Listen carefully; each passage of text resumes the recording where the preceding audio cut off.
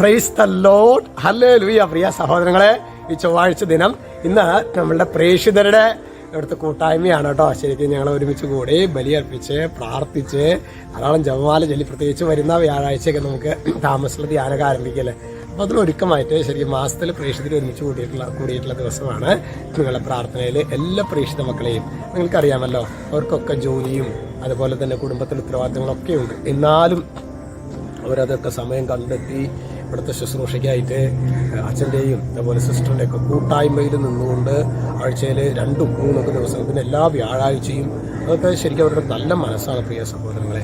ശരിക്ക് നിങ്ങൾ അതിനൊക്കെ പ്രതി ഒരു ദൈവരാജ്യ ശുശ്രൂഷ ആലയം നടക്കുന്നുണ്ടെങ്കിൽ, ഇപ്പം നമ്മൾ ഒരുപക്ഷെ ജെറുസലേം, അപ്പോൾ പട്ടത്തച്ഛൻ അറിയുമായിരിക്കും, ഇപ്പോൾ അട്ടപ്പാടി വട്ടായനച്ചനായിരിക്കും, അല്ലെങ്കിൽ ഡിവൈൻ കണക്കലച്ചനായിരിക്കും. ഇങ്ങനെ അച്ഛന്മാരുടെ പേരൊക്കെ പറഞ്ഞാലും ശരിക്കും അത് പ്രവർത്തിപ്പിക്കുന്നത് കുറേ പാവപ്പെട്ട മനുഷ്യരാണ് സഹോദരങ്ങളെ. അതുകൊണ്ട് ഇവിടുത്തെ പ്രേക്ഷിത മക്കളെ നമ്മൾ സ്നേഹപൂർവ്വം ഓർക്കുകയും അതിലൂടെ ഈ ശുശ്രൂഷാലയങ്ങളോട് അനേകം മക്കൾ അഭിഷേകം പ്രാപിച്ചിട്ടുണ്ടെങ്കിൽ അതിൻ്റെ പുറകിൽ പ്രവർത്തിച്ചിട്ടുള്ളത് ശരിക്കും പറഞ്ഞാൽ അച്ഛന്മാരോട് ചേർന്ന് സിസ്റ്റേഴ്സിനോട് ചേർന്ന് പ്രവർത്തിച്ചിട്ടുള്ള പ്രേക്ഷിത മക്കളാണ്. അവർക്ക് വേണ്ടി പ്രത്യേകം പ്രാർത്ഥിച്ചേക്കണം കേട്ടോ. ഹല്ലേലൂയ. ഇന്ന് നാം ധ്യാനിക്കുന്നത് വിലാപം 1:8. അവിടെ വചനം വെളിപ്പെടുത്താണ്, ജെറുസലേം കഠിനമായി പാപം ചെയ്തു, അങ്ങനെ അവൾ മലിനയായി. അതായത് ജെറുസലേം മലിനയായി തീരാനുള്ള ഏക കാരണം കഠിനമായി പാപം ചെയ്തു. പ്രിയ സഹോദരങ്ങളെ, ചിലപ്പോഴെങ്കിലും ഇങ്ങനെ എല്ലാവരും ഒരുമിച്ചൊക്കെ കൂടുമ്പോൾ നമ്മളുടെ പ്രാർത്ഥന നഷ്ടപ്പെടുന്നു. ആദ്യം പ്രാർത്ഥനയാണ് കേട്ടോ. ഞാനിപ്പോഴും ഓർക്കുന്നുണ്ട്, ഒരു സഹോദരൻ എന്നോട് പറഞ്ഞത്, അദ്ദേഹം കണ്ടിന്യൂസ് ആയിട്ട് 10-12 ജപമാല ചെല്ലുമായിരുന്നു. അങ്ങനെ ഇതുപോലെ ഒരു ആഘോഷത്തിൻ്റെ പശ്ചാത്തലത്തിൽ അദ്ദേഹം പറയായിരുന്നേ, ജപമാല അർപ്പണമൊക്കെ ടപ്പ് വെച്ചിട്ട് 1-2 കഷ്ടിയായി. അങ്ങനെ പിന്നെ കുറച്ച് കഴിഞ്ഞപ്പോൾ ശരിക്കും പ്രാർത്ഥനയില്ല. പിന്നെ അദ്ദേഹം പറയായിരുന്നേ, പണ്ടുകാലത്ത് ഉപേക്ഷിച്ച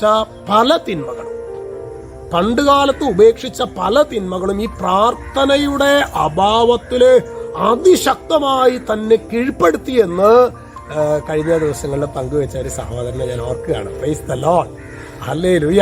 അതുകൊണ്ട് നോക്കിയേ, ജെറുസലേം കഠിനമായി പാപം ചെയ്തത് ഇത് എങ്ങനെയാ?